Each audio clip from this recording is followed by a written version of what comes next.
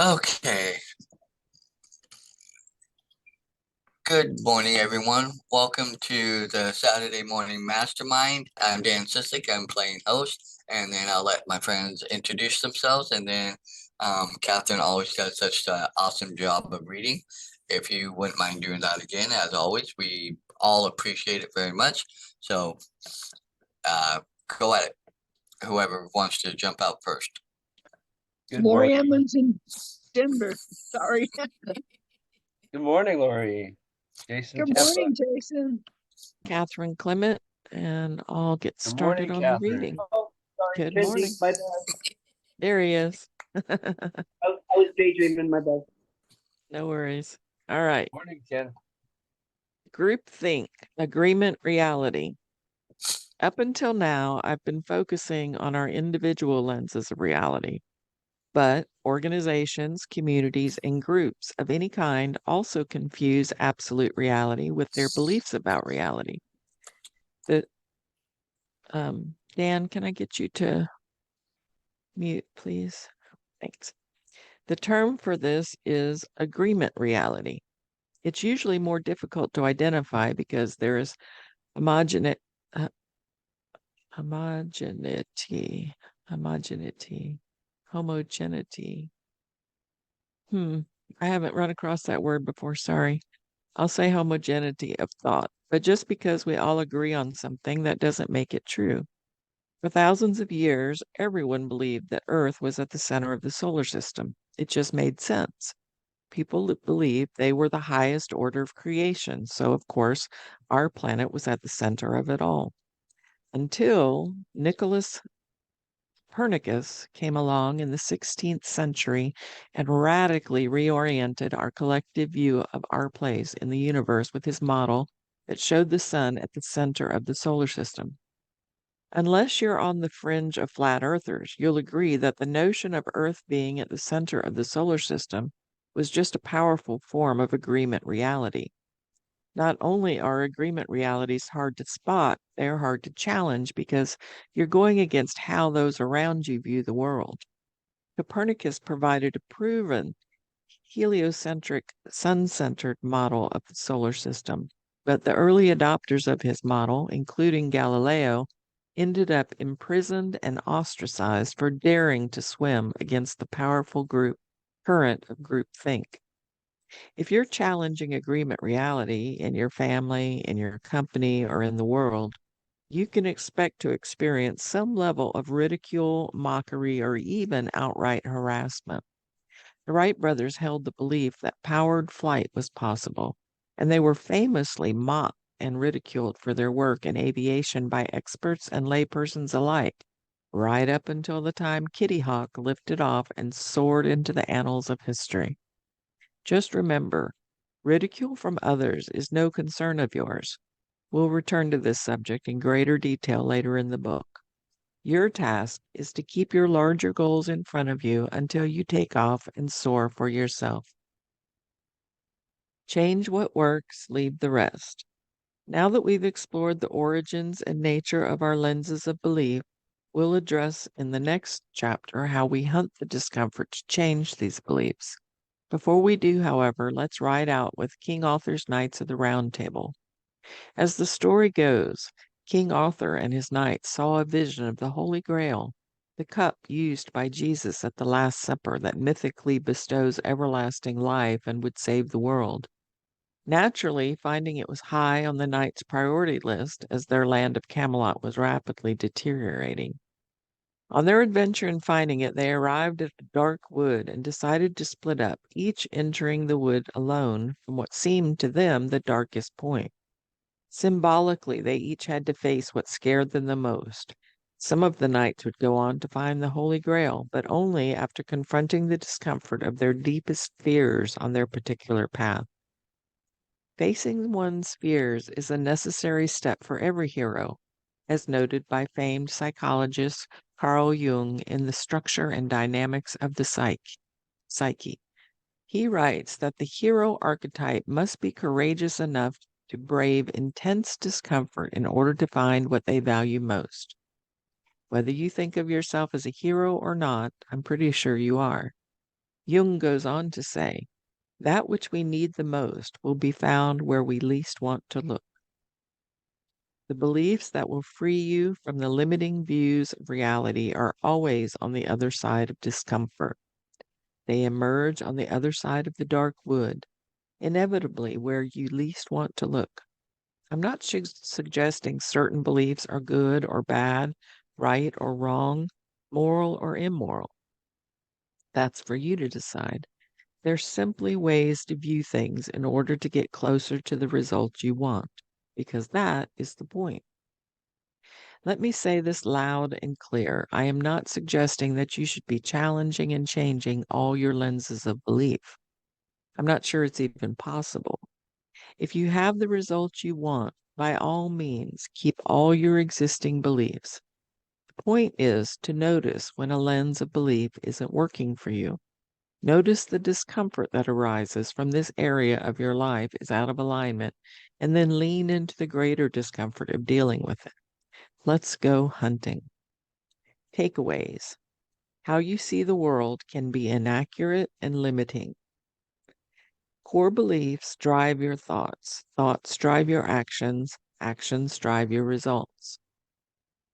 You can change your core beliefs if you don't have the results you're looking for. However, doing so can be destabilizing. Limiting beliefs may show up as the following statements. I couldn't then, so I can't now. It's not worth the risk. That's just the way it is.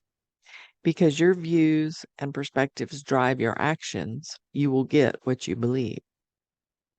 Agreement reality can be a form of limiting beliefs held by a group. The beliefs that will free you from the limiting views of reality are always on the other side of discomfort. Is that enough, or do you want me to keep reading? Maybe a little more. Okay. Hunting the discomfort of reality. Expand your reality. Where your fear is, there your task is. Carl Jung. I used to be a power lifter in my younger years. My coach, Steve, I'm not even going to try to say that, operated a gym out of his garage. Every time I arrived, he'd be playing Guns N' Roses, Welcome to the Jungle. To this day, whenever I hear that song or catch a whiff of old motor oil, I'm instantly transported back to that garage where I first learned how to push through physical discomfort and eventually pursue it in order to get the results I was looking for. Now I'm welcoming you to the jungle, where I'm going to teach you how to actively hunt discomfort for the results you want. This chapter explores the first practice in the hunting discomfort arsenal. Expand your reality. We've already covered how your perception of reality is limited by the lenses through which you see the world, and how difficult it is to actually see the lenses that you're looking through. Now, I'm going to show you exactly how to spot where your limiting lenses are hiding and what to do once you find them. Please note that all these practices are dynamic and ongoing. There is no magic wand or silver bullet for creating breakthroughs and growth. If you want to get good at something, what do? You gather the knowledge, apply the skills, adjust accordingly to feedback, and as my kindergarten teacher, Mrs. Mooch, would say, practice, practice, practice.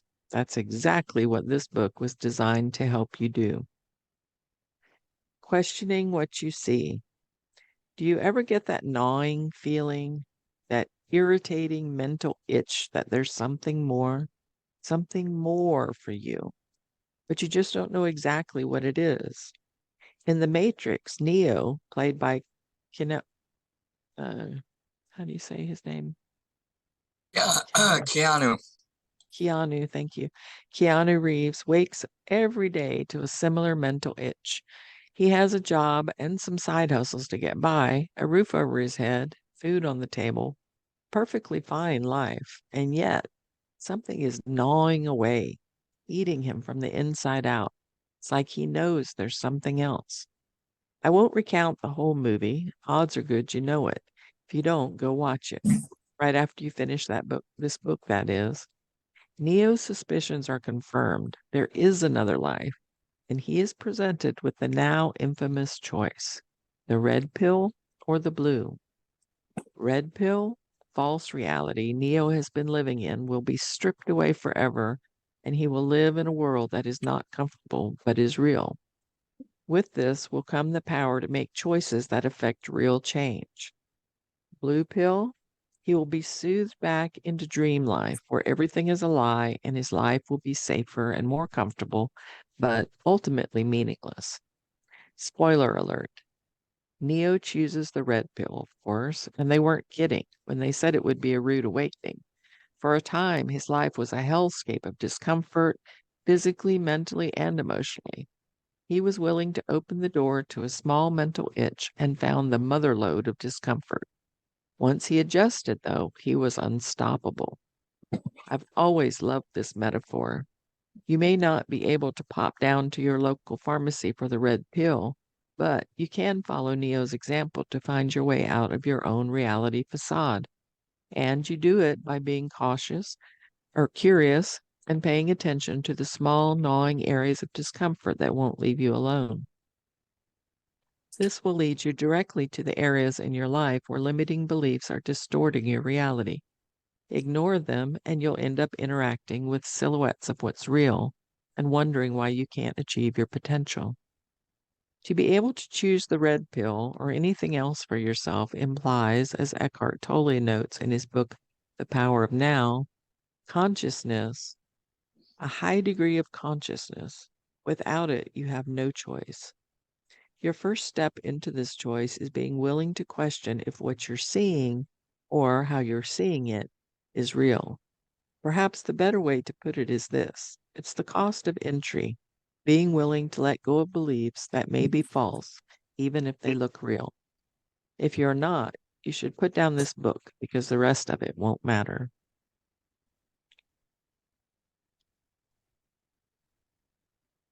That sounds like a good spot where we can chew on things a bit.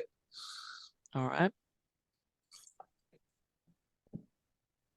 Interesting about the red and the blue pill, because I don't think it matters what colors you call it, but I think, I think we've all probably can say we've experienced that itch to a degree, depending how far we've gone to either follow that itch or as we started decided that, oh, maybe that's not an area I want to go. But it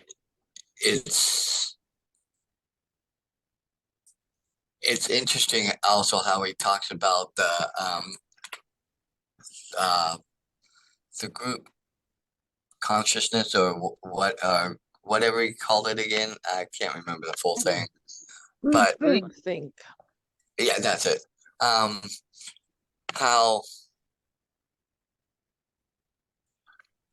I think we see that happen in a lot of ways in different areas of life through just in everywhere. I mean, and it doesn't necessarily mean we're a part of that group. It just means we can see it. I think there's a lot of that going on in the world, even today, right now. And if you are open or paying attention, you can see that going on all over the place. And I think there's a lot of discomfort out there and people don't realize it. And they don't know how to deal with it or what way or means to push through to deal with it. That's my little bit so far.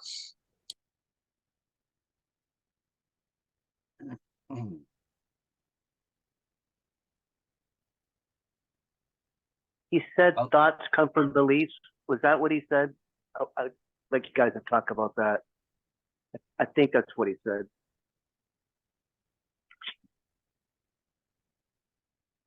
Thoughts, beliefs, and beliefs drive your actions or something like that. Core beliefs drive your thoughts. Thoughts drive your actions. Actions drive your results.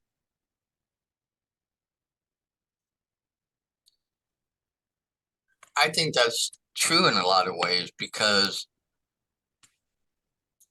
we do have those core things that are a part of us and what we've had. How do I say this? Poured into us from the time we were little, you know, from the day we were born, basically. So, and I mean, I can remember even, little things like, wanting to go do something and being told, oh, no, you won't like that. You don't want to do that.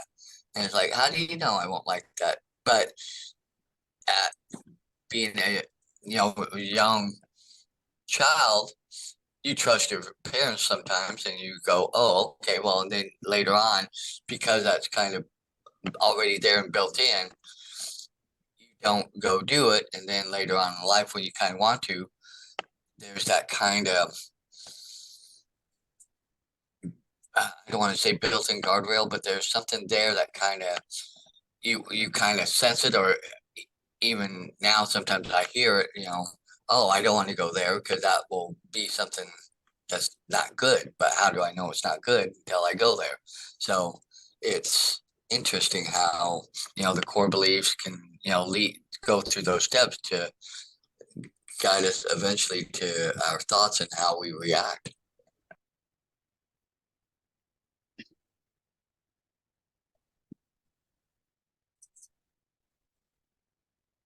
Yeah, but it's also apparent to me that just like what you're saying, there's also the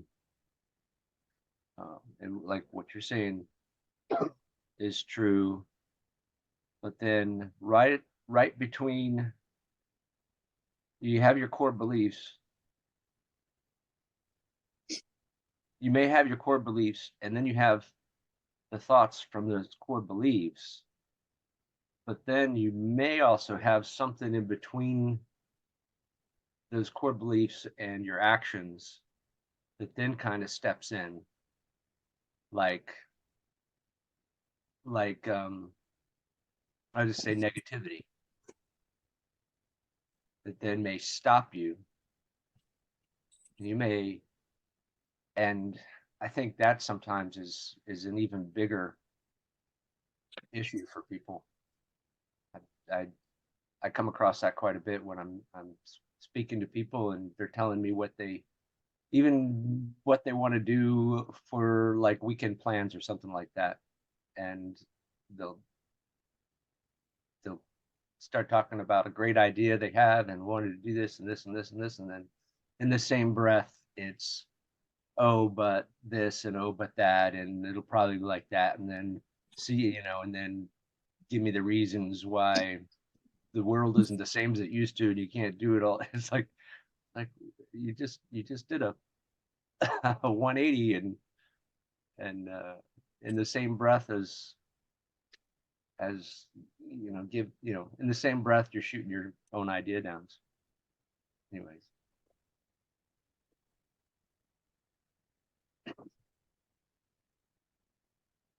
It's when our insights and intuition take over and guide your decisions and your steps forward. And I'm really, when I say I'm doubting my beliefs and believing my doubts.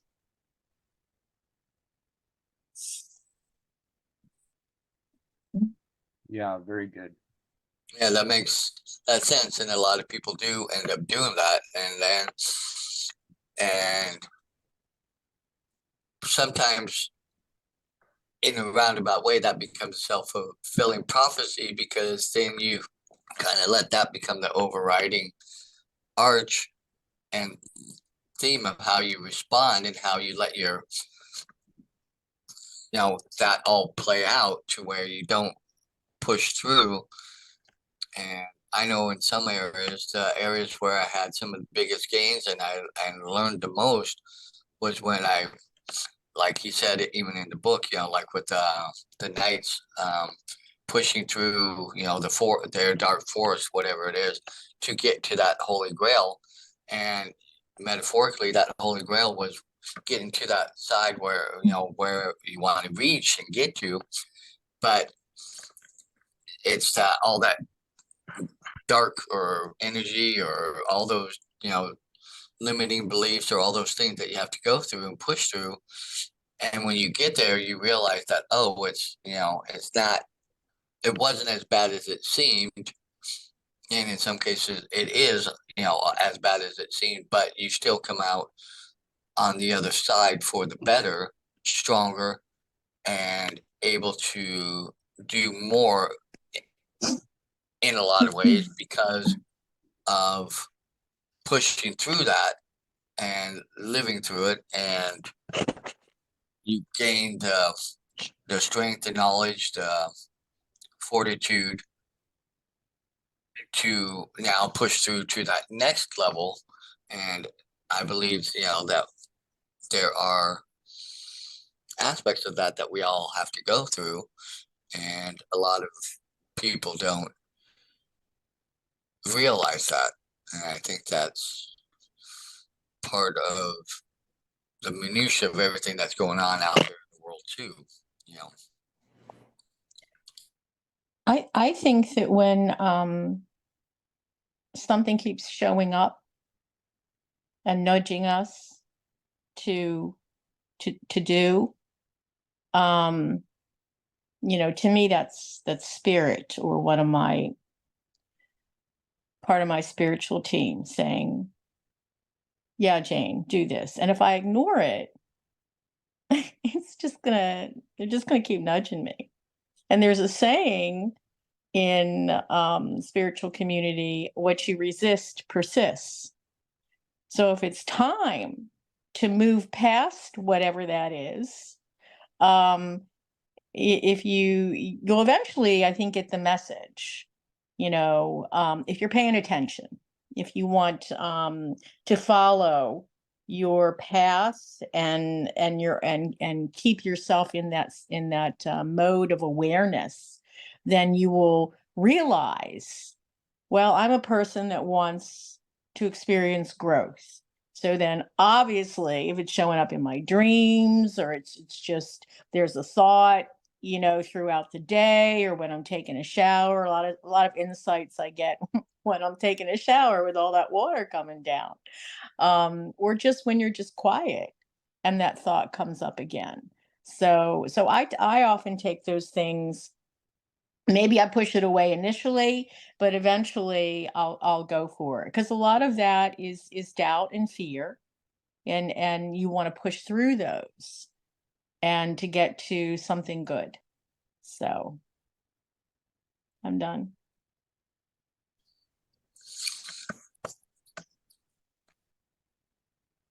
Great point, Jane. Glad you could make it today. Oh, thanks. That is a good point. But what about the kinds of people that are, how do I say this? I'm not going to say they're not necessarily so aware, but maybe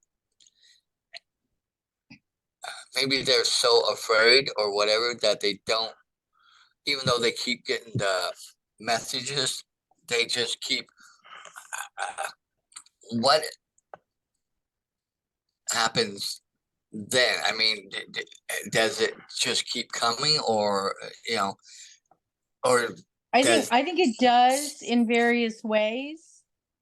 But if you're going to ignore something, which I've been there, we've all been there, I think, where it's like, and I think also,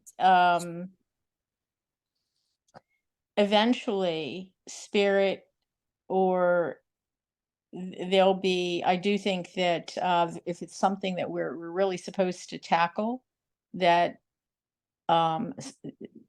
there's all kind of ways that spirit will try to make that happen, or so that you can't ignore it. But if you continue to ignore it, then that's on you, and we've got those choices. If we don't wish to progress any further, yeah, we can stop. We can not follow through.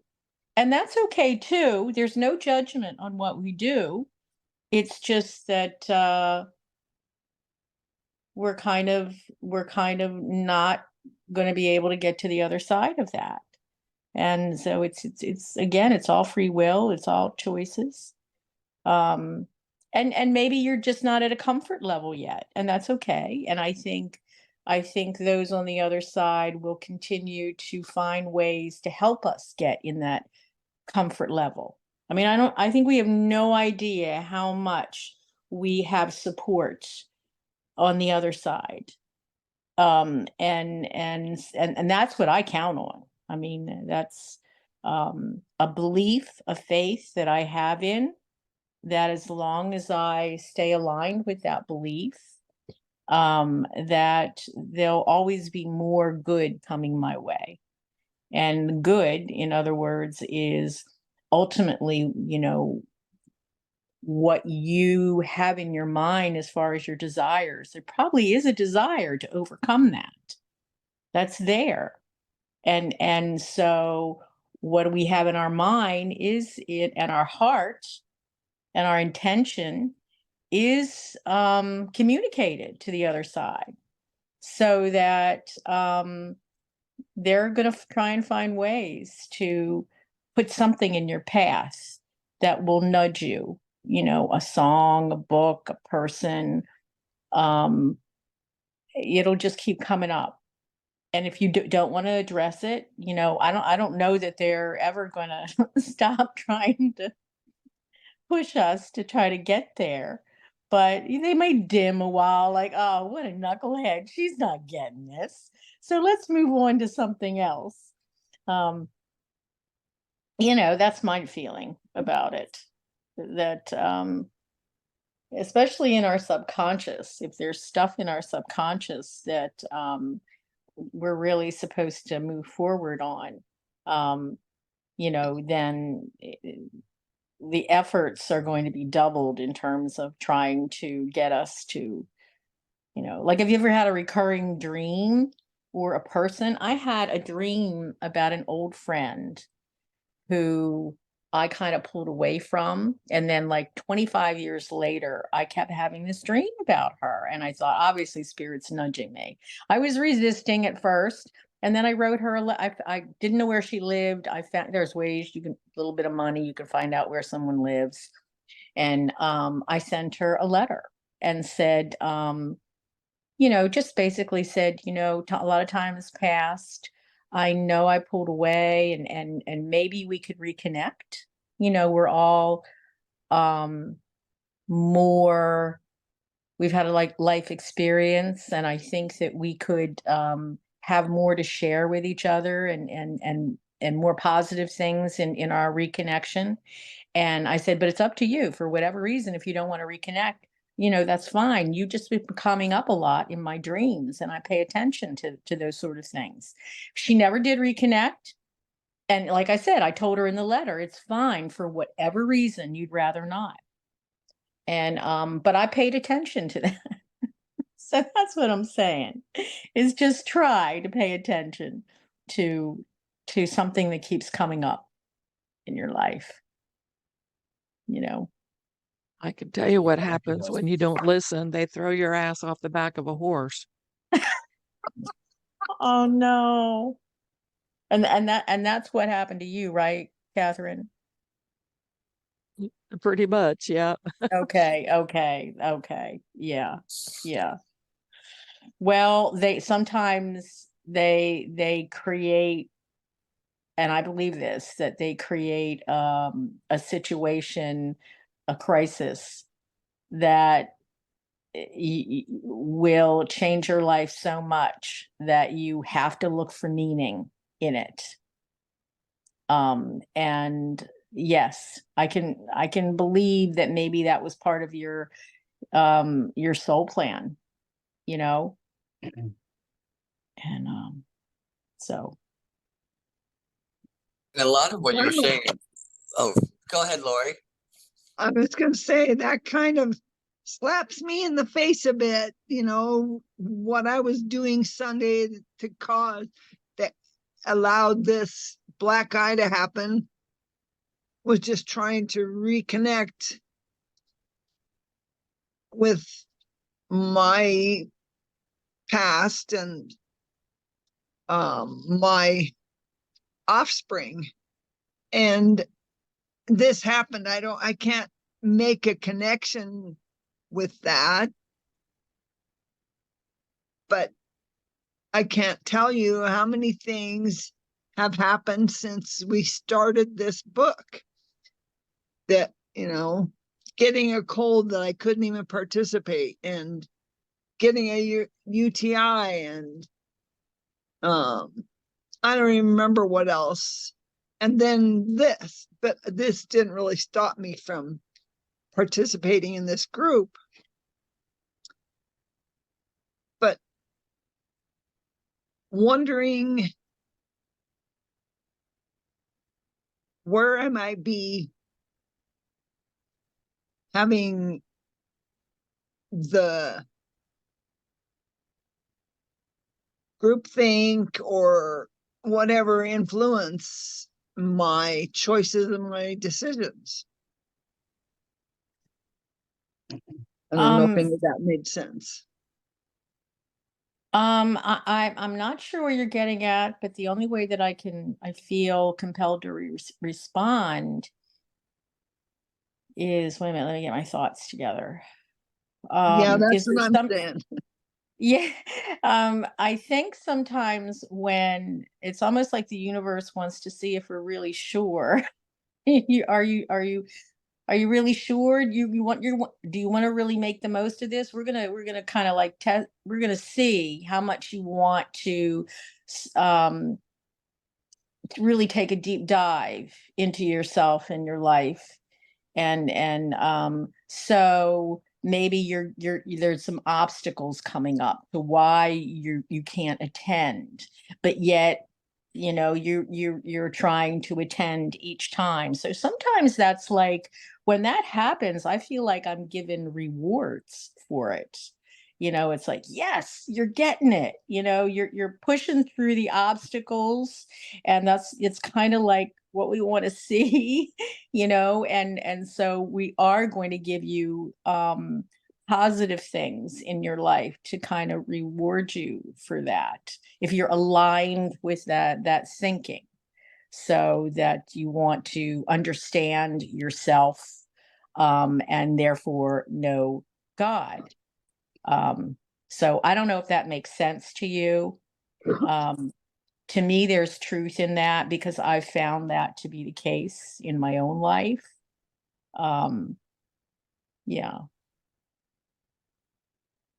Jason, did you have something you were wanting to say?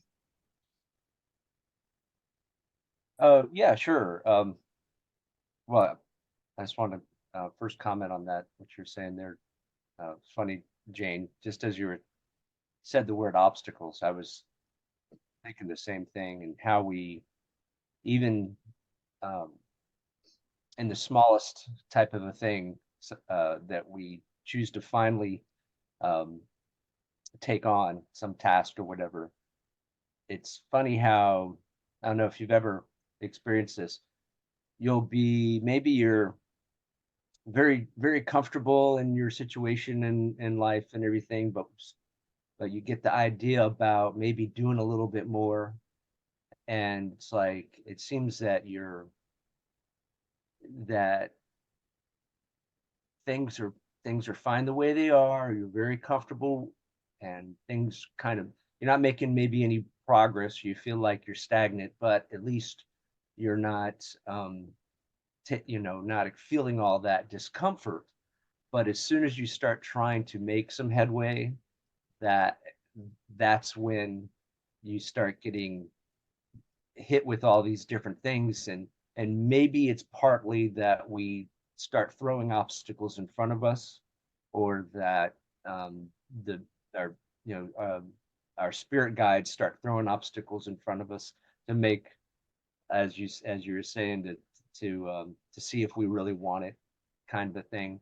But I've noticed that in the past, how you can kind of be coasting through life, doing your day to day, going to work and everything, and everything's fine. But as soon as you start to try to do that extra that makes you, feel like gonna give yourself more purpose or get ahead in the world a little bit, that's when it's like, oh no, you know, or just you get those obstacles that come up. And I don't know, has anybody else experienced that? I'm gonna Absolutely. throw out, and Catherine mentioned this a couple times over the course of since when we were doing the book, Change Your Thoughts, Change Life, Living the Wisdom of the Tao by Wayne Dyer. And we had, you know, bigger, in some ways we had a big group, but some people left because of that book.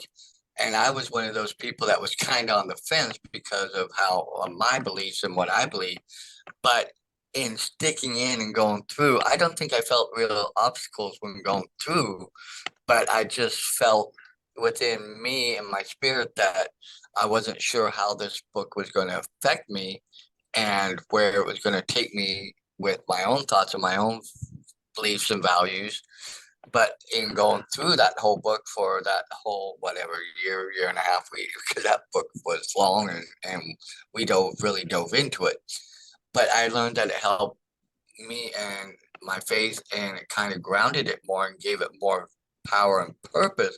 So it didn't take away, but my big obstacle in the beginning was just that whole thing of what will it do? How will what will it say or bring up that might affect me and make me question? But it didn't. It just kind of helped solidify it. Maybe gave me a few different takes on it, but it didn't. It made it stronger. But I get you. I've been wanting to move into getting things more established so I can work on getting my own tax preparation service going, so I can bring in more money outside of the Ubering that I do. But I keep getting. I feel like there are obstacles. They're just my one friend who I'm trying to pull back and away from continually keeps asking me to help him because of his business, and he's busy, and he's still kind of um, hampered because of decisions he made a couple of years ago that caused him to have a wreck and hurt people and go to jail and things like that. You know, he didn't kill anybody or anything like that. It's just a decision that he made one night. Um, and it, you know, it's affecting him, but it's affected so many other people. And now I'm trying to pull back, and I feel like I keep getting sucked in. And in a lot of ways, I'm the one real friend that he's really got that's been there. So, so in that, and I just feel that's a big obstacle and getting in the way of me trying to focus and put more time. So I get it. I get the obstacle part because I'm just like, you know, and it's not even physical or anything. It's just mental stress. You know, I'm just feeling like, when can I just focus on where I'm wanting to go and not have to help worry, you know, and it's hard sometimes because your energy, you know, my energy level, you know, just fluctuates so much sometimes. And it's, you know, that even when I sleep, I don't even dream when I sleep. I'm just so, you know, and then it's, I just feel, in a lot of ways, I feel drained. And then when I get ready to try and move on, then I'm like, okay, I got to refocus and put things back to where I'm trying to get there. And it's just feels hard. And I, you know, sometimes wish it was the Well, obstacles weren't so hard. yeah. Well, first of all, if it involves somebody else, I mean, um, my perspective, and I've had people kind of drain some people in my life who used to drain me, and and always potential for someone else going in my life who potentially might drain my energy. Um, it You really have to sink into the knowledge that you're not here to fix them and their life.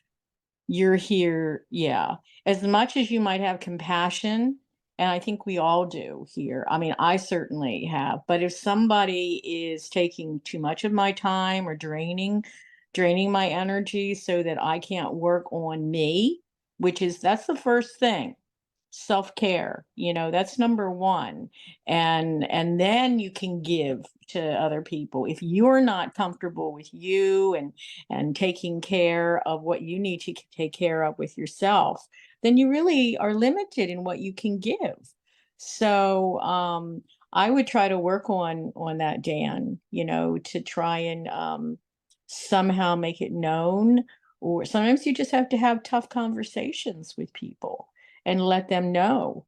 And if they're a good friend, maybe they'll either figure it out on their own or reach out to other people, and also and let you do what you need to do. So that's my thoughts on it. I've always found that if I focus back on me when I'm feeling drained, that it all sort of, and I think that's what God and our spiritual team want us to do. It's focus back on you, figure that out. You've got enough. So Actually, easier said than done. When you've got somebody when you tell them that you need time and you need to focus on you and you need to do, and you try to tell them, then they turn around and come back at you and say, "Oh, well, you're wrong. You have all these insecurities, and you have this, and you have that." And he tries to pinpoint all the things that are wrong with me, and I'm telling him that's not what's wrong. It's you trying to come in, and then when you're telling me all this crap, it just makes it harder. But I'll admit, he does not really have other friends because he's driven most of the other people away. And I'm trying to still be that one friend that will. But even you don't have to be a hero. Look, he well, I'm not. sounds a little toxic. He sounds like you might even go so far as you might need to cut him out of your life. I'm Or slowly but surely working on that, and I I'm know it's getting not there. easy No, because it's not. you're yeah. I've been there. I mean, because you want to be there for people, but if it's too painful, then each of us has our own path. He'll figure out his, and maybe it'll give him time. If he's lost even the last friend that he has, he's going to have to sit with that and figure out, well, why don't I have all these people in my life? And maybe that's part of his path, and maybe that's part of his learning. I have put a little more boundaries, and I try to limit my physical interaction with them right now. I'm trying to keep it to very minimal. Sorry, I didn't mean to turn this around, but this is some ways fitting into what we're talking about. Oh, sure. We can talk about anything. No, please go on. So in that sense, I'm trying to, and I do limit, and I'm trying to just keep it to either text or email or something like that. Now, and I plan, to fully, extract myself at some point from this, but he does pay me to do some services for him, meaning accounting work and stuff like that, because that's what I have my degree in. So there is that I still have to interact with him because I do some work, and it's legitimate work. Okay. I mean, for and with his business stuff. So in that sense too, there's that aspect too. But our friendship goes back longer, but yet our friendship's been very, very tainted, and I still think this plays into me and my obstacles of trying to move forward in my life and try and get, because going back to like what you were talking about, where you try to reach out to a friend and reconnect. Well, he and I lost connection for a number of years, and I was fine with my life. I was not really having a part of it. He reconnected with me. I was like, okay, well, let's open the door and see where this goes. Things were okay for a while, but then when he had his accident, and because of making a stupid choice one night when he was out with a friend, and then drove with making that choice and caused an accident, hurt 4 other people besides him and his friend, which caused him to end up going to jail and all that. But in that, I got pulled into even doing more. Me and his nephew got pulled into more. We had to run his business kind of while he was, yeah. But it's in that sense, and he still does not understand that it was his choice. We did not do that to him, and he still thinks the whole world needs to be there and help him. That's where I'm having. That's where my fight is. It's like dealing with getting him to understand that, and he doesn't. And I think I just need to quit trying to say that and hearing it say myself say that, and just deal with him limited and then move on. And I think that's how I gotta go. I think so. And you might even need to get to a point where you have enough going on financially to support yourself where you don't need his business. And so therefore you'll feel a little bit better about cutting him off completely. I mean, really negative people in our life, I mean, there's a purpose, but there's also when it comes down to where it's bringing some real disruptions to us and draining us are just, you know, just like a big no, you know. So anyway, I sympathize. Sorry, everyone. Didn't mean to do that to you all. It just I got on a roll and it just kind of came out. No, it was all part of the way the discussion was flowing. So no apology needed, Dan. I mean, it was an interesting thing to explore, really.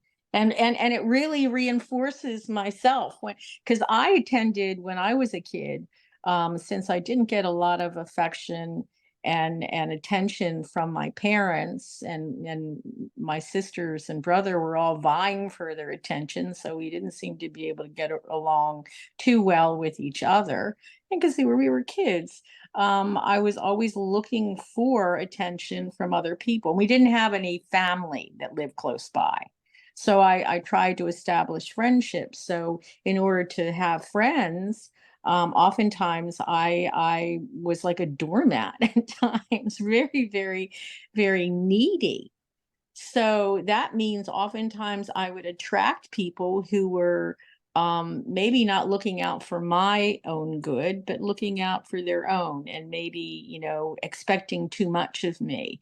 And I learned little by little, you know, to stand up for myself, to be in a place where I wanted quality people in my life, or people that were very authentic and very genuine. And and I wanted to be the same way with them.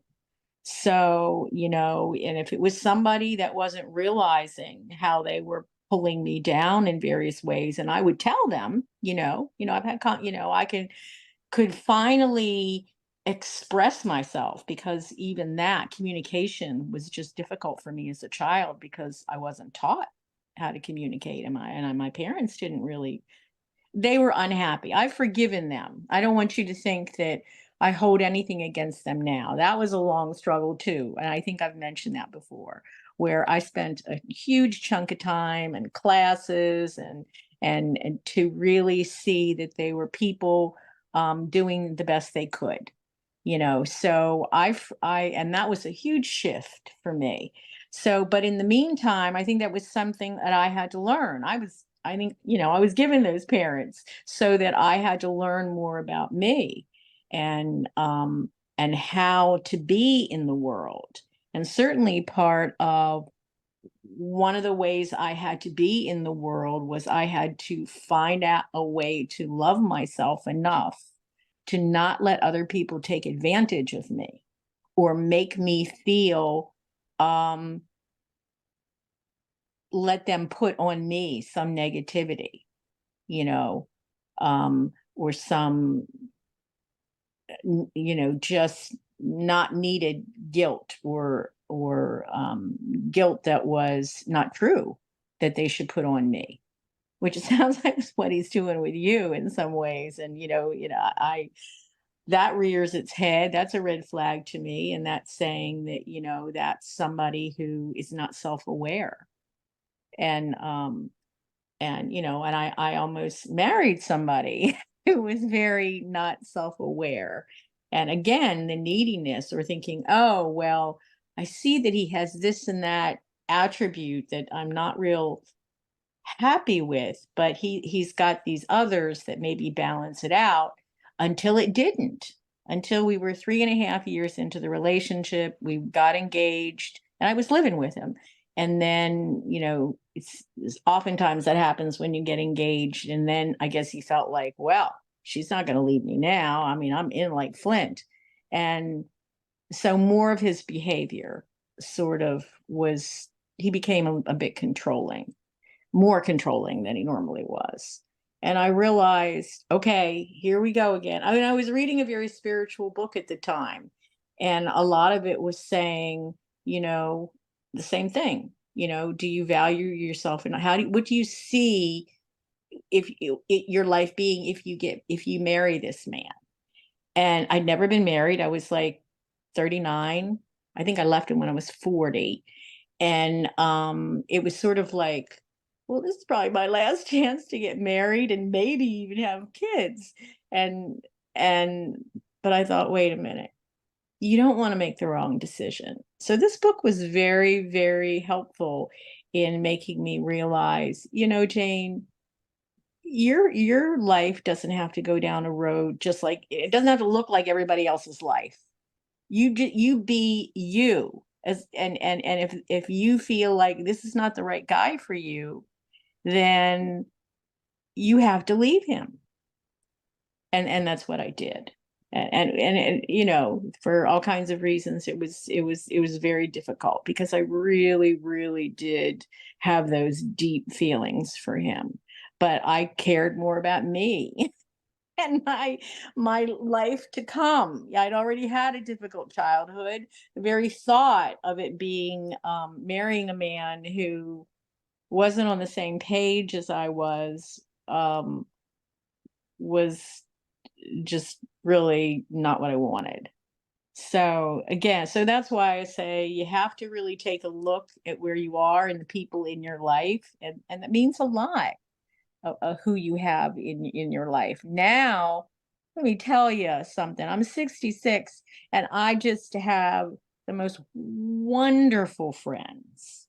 I mean, I just have like a soul group, and it keeps expanding. And I keep attracting more good people into my life. And just recently, I don't know anything is going to come, if anything is going to come to this, but I've recently met a man who seems like he has potential, even at 66. Don't get me wrong. It's not that I want to get married or even live with somebody. I'm retired. I have my own financial, I'm good there. So I don't need to have that experience, but it would be nice to date somebody. So I'll let somebody else talk for a while now. Let's see what's in the chat. I was just going to say, it brings back around to where maybe some of this like group think, or some of this, because, there's a lot of that out there in the world where people really, I think, I'm going to say I feel there are a lot of people in similar situations like what I just talked about, what you were saying, and there's a lot of angst in the world. I'll put it that way. And I think, that in seeing that and dealing with that, there's a lot that maybe God, universe, infinite intelligence, however you look at it, is trying to help the world collectively, but also then individually, kind of maybe help us see our obstacles and helping us push through that discomfort that we don't want to go through, to get to a better place individually for ourselves and where we want to be, but also maybe for the world too, because I really sense and feel that there's just a lot throughout the whole world, and I think, it's not just a lot of individualness going on, but I think there's a collectiveness going on too, I think. And I know that Catherine and other people, Samantha, I think a little bit, maybe Kenneth, believe that, there's a big shift or something's on the horizon because of all the energy shifts that have been going on.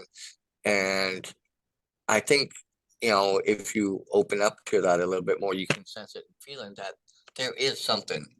It's just not sure what it is. And maybe that's part of this discomfort that, in a worldly collective as well as individual collective that, we're all having to work through and push through. And maybe that's part of what the timing of why we're doing this book too. Oh, I definitely agree with that.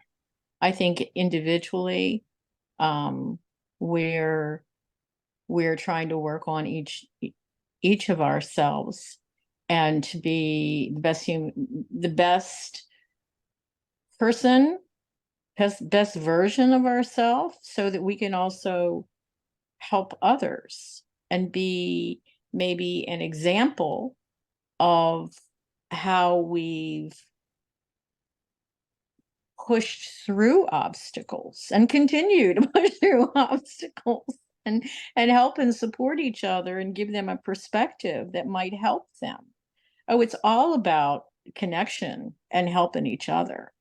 I absolutely believe that, because we're all sparks of God, and we're all connected. It's just, are you aware of how connected you are? And do you want to connect in a very positive and loving way? Yes, that's what I say. So I'm part of various groups, not just book clubs, but spiritual discussion groups, and I love it. I just love it. You just really, when you connect on that kind of a deep dive with people, people just show up in amazing ways, and you just feel blessed to have connected with that person. And I walk Yeah, around with a big smile on my face. you just So, have to be open to it and have the yeah. lens for it, because I think that goes right to the kind of the heart of the larger lens that people can view life through, whether you look at the world the world as something that is filled with filled with lovely, loving spiritual beings, or filled with a lot of you know um, greedy, self-absorbed people, and that you have to be one or the other in order to deal with them, to deal with your that world that you're looking at it through. Um, there is a I think a third way to do it, and that's to, instead of look at the world as a macro, look at it as more of a micro, and really work on just your own thoughts and your own actions and your own core beliefs. And I find it interesting, because going back to what Kenneth brought up earlier, about, and the core beliefs and the thoughts, and then that causing your actions. Well, where does the lens fit into that? Is it that the lens, the lens that we're choosing to look at, is that affecting or magnifying a certain core belief? And then there seems to be other parts to that equation as well, such as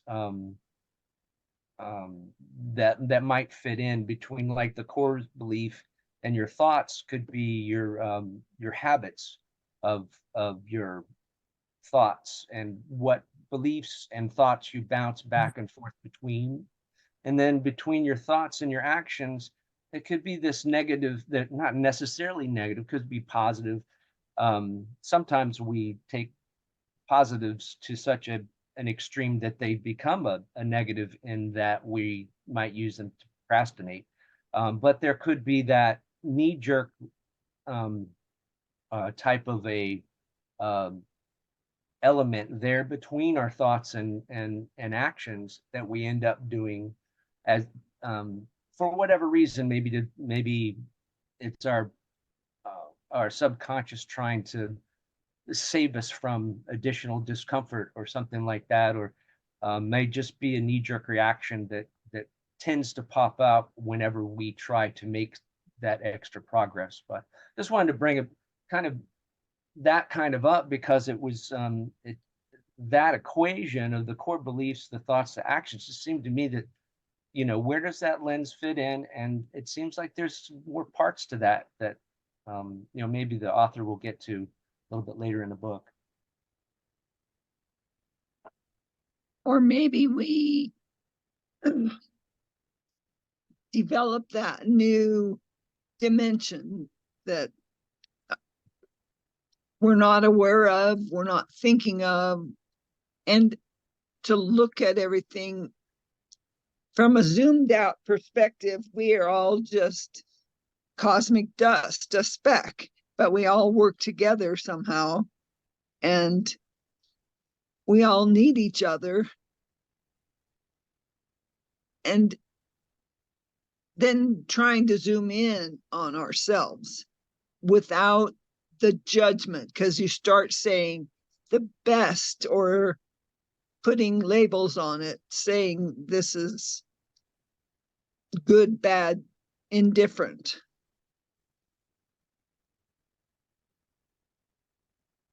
I really think it really is important. All the positive, what I call God qualities, if we try to embody them as much as possible, and those are the ones I'm thinking of, like integrity, truthfulness, compassion, kindness, generosity, and love, of course. And if we try to embody, like Gandhi said, be the change you want to see in the world. If you embody that, to me, those create positive thoughts, and that's radiated out into the collective consciousness. And so to me, you're at a higher conscious level, you're at a higher vibration, and you're picking up that vibration a notch. And they say that we're more and more aware of who we are, meaning there's more people who have awakened. I don't like the word woke, so I try not to use that. We've awakened to that we are spiritual beings having a human experience, and that our thoughts really do matter. I know that's a hard concept for people to believe, that our thoughts and our emotions and our actions really do feed into how we create this world. So I think the more we head along that path, again, part of that is helping each other and just embodying it, so that it's almost like, if you're in a good mood and you're having fun and you're laughing, that's catching, just like all those positive feelings are. I remember I was in a line in the grocery store, and oftentimes what I do, and I've had my friends tell me this too, Jane, you could make friends with a rock. So I'm talking to this lady in back of me in the grocery store line, just chit-chatting with her, and I like to try to make people laugh or whatever. Or so when I checked out, there had been a lady in front of me, and I was kind of following her out into the parking lot. And this lady turned to me and she said, "Did you know that woman in line with you?" I said, "Nope, never met her before in my life." So somehow I think that made, and her name's Holly, I found out a little bit later. And she started feeling, I guess, comfortable enough to chat with me. And so we talked and talked in the parking lot. And finally she said, Would you mind if we exchanged contact information? I've lost a lot of, like, she's like in her early 70s. No, I think she just turned 70. She said, I've lost a lot of really close people that were close to me, friends or family that was close in my life. And I would love to find some new friends.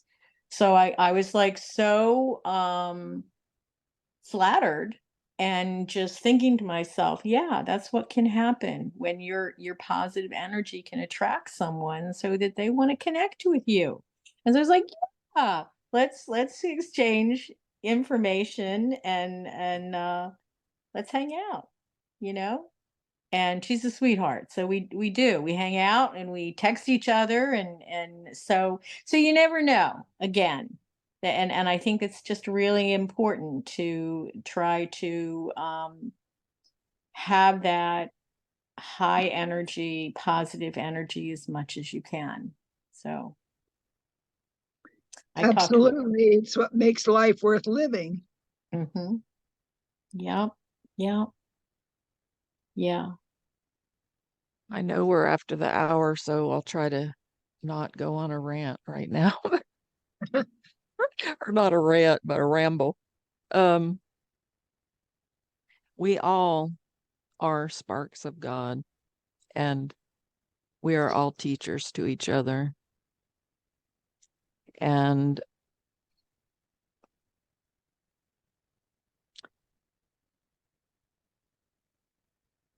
I think this is where I'm really good at hunting discomfort, is with people, because I don't believe now there's dangerous people and you have to stay away from dangerous people. Yeah. But I don't believe in, quote, toxic people. Like, I don't think God looks at somebody and says, no, they're just not worth my time. Like, I think those people are our greatest teachers. They are our greatest teachers. I think a You're lot of right. times the reason that we get so angry with them and so frustrated with them is, and I'm speaking from my own personal, Mhm. experience. I'm not telling Mhm. anybody what to do, but like, I just know that when I'm the most frustrated with somebody that's taking my time, that is, I mean, they're gifting me. They're showing me that I don't Mhm. value my time. I don't set boundaries. I don't love myself enough. They're also teaching me compassion, Mhm. because I don't know what they're going through and why they're acting the way they're acting. So these Yeah. are our greatest teachers. And, I joke about God throwing me off the back of a horse, but that's exactly what happened. And yes, it was part of my soul plan. I have no question about that, because it has taught me so much. It changed the total trajectory of my life, and then it's been changed several times since then. But I'm really good. This is where I'm good at hunting discomfort, is with these. And maybe it was because I was a nurse for so many years and I just had to get along with people that were at their worst, you know?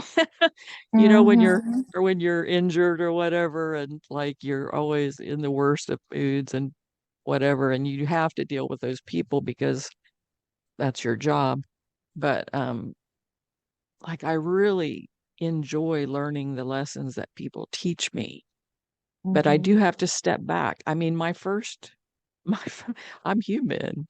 My first reaction is, oh my God, these fucking people are toxic. Get the hell out of my life. But what I know is that compassion holds a very high vibration as well.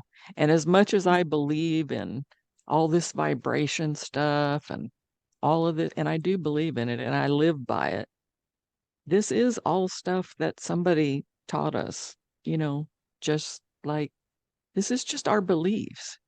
We can believe that it's true. Now, I know that I talk to dead people and I know that that's true. So I know there's a spirit world.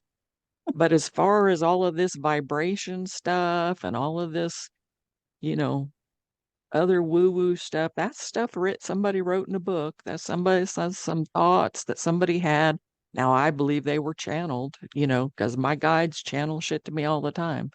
So I believe in that stuff. But I'm just saying, like, less than 10% of the population of the world believes these things, this groupthink that we have going on right now here in this group. Only less than 10% of the population thinks like this. We have to understand what a very minute part, like nobody, the majority of the population does not believe in all this stuff that we believe in, you guys. They just don't. But And they don't Catherine, even that may use- be enough. That may be enough Well, to it may tip be They don't even- enough, to tip the but I'm just saying you're not going to change their mind about it, so don't waste your time. Like, and that's okay. No, only people every who have it resonates with them will well, explore, or someone who's put in a situation where they feel like they have no meaning in their life. And even then they might not want to explore, but maybe they do. well, we all have our soul plan. And some of us came here to be on this plan, and other people came here to be on a completely different ride. It's like an amusement park. Mhm. We can all choose what we want to do. So Mhm. we chose this one, which I'm so glad because this is the one that makes me happiest. Because I had chosen other ones in my life too. And then when I Mhm. finally came around to this one, I'm like, yep, this makes me happy. I'm staying here regardless of whether it's true, right, insane, whatever. I'm still happy here. Staying here. But I'm, and I like Lori, this. I just wanted to say to you, Lori, and this will sound odd and funny, but that's okay. How many times have you looked in the mirror since you bruised your face? I'll guarantee you've looked more times than you've looked in the past several years because you don't look yourself in the face and love yourself. So maybe that's why you got face planted. So you look at yourself in the mirror and love yourself. You're in a body that you kind of rebel against. I know because I kind of rebel against mine too. But we have to love our bodies even more. We do. Exactly. I wouldn't say that I look in the mirror and don't love myself. Maybe it's true. It's a real challenge. I'm lost again. The challenge sometimes that from where we once were to where we are now, even though inside we're the same person, but to see ourselves, it's a whole different picture from what we see ourselves inside. It can make it hard sometimes to love ourselves, even though we love ourselves. If you understand the conundrum there, if you understand the dichotomy there, because I do love myself, and I love a lot of things about me, but sometimes I see and look at myself, and I think that I hope this kind of covers what Lori's saying, but then I also look at myself and say, oh, well, I've got all this gray hair. Oh, I've got, I'm, back to having to wear glasses. For a lot of years, I wore contacts, and, but those will bother me now. And, oh, my body's not what it was. I look at it, I'm going, okay, this is not my body, and I don't love it in that sense either. So it's that dual side sword. And I think for people like Lori and Catherine and people who have and Kenneth, who have other things going on that maybe they can't control, sometimes there's that lack of love because it's not who they deep down know that they can be and who they always pictures themselves being. Bye, everybody. I have to go. Hi, Jane. Have a good week. Thanks, Jane. All right. Bye-bye, Love everybody. you. Bye bye. Love you. Bye.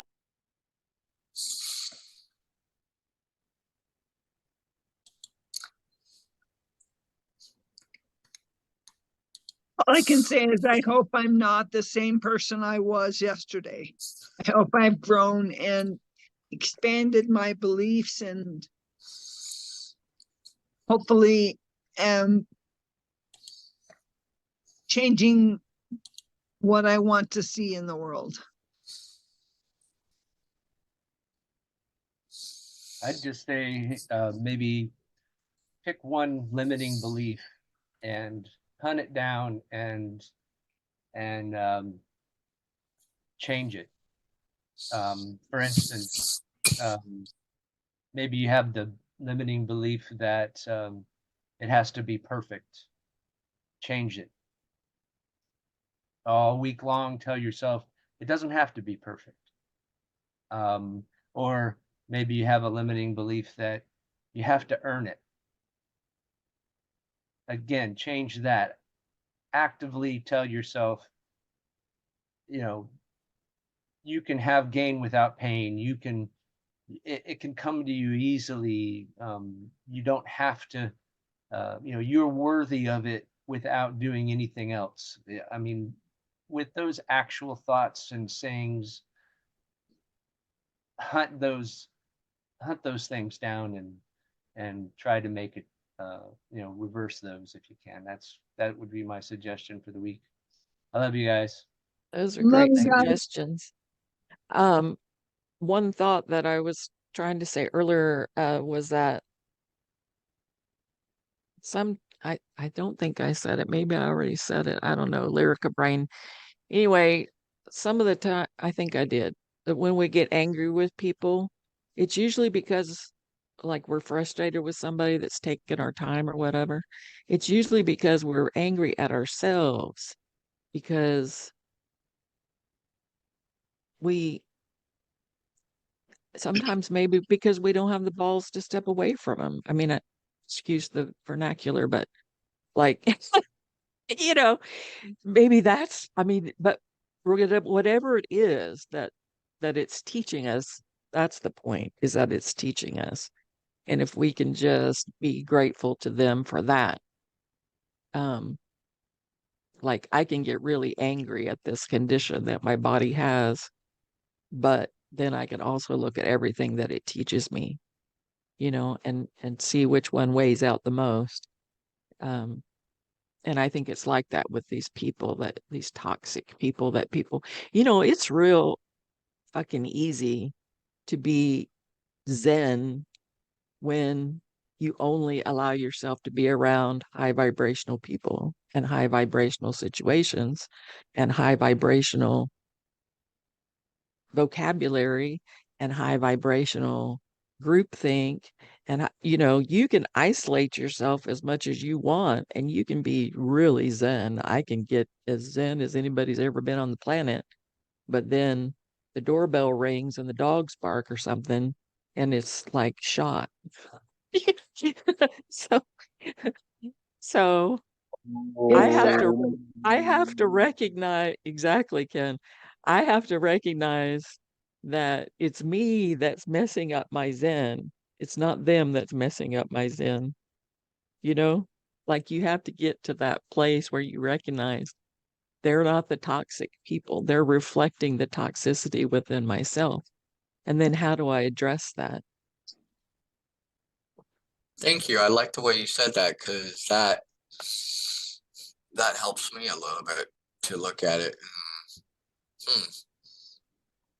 I wonder how that would go over if I just told the rest of the world that they're here for my own personal development, that I'm one of the enlightened souls, and the other 95% of you are you're just got the blinders on, and you're here for my development.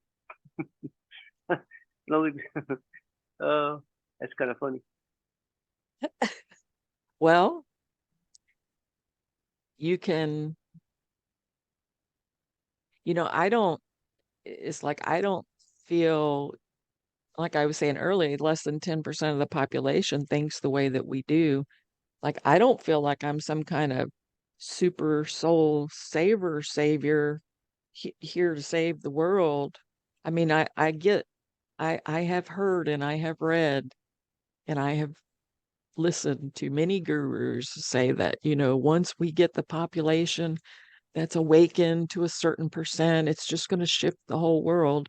Well, that'll be great if it happens, I mean, I'm all for it, but I'm not holding my breath for that shit. Like, it's, I'm not either.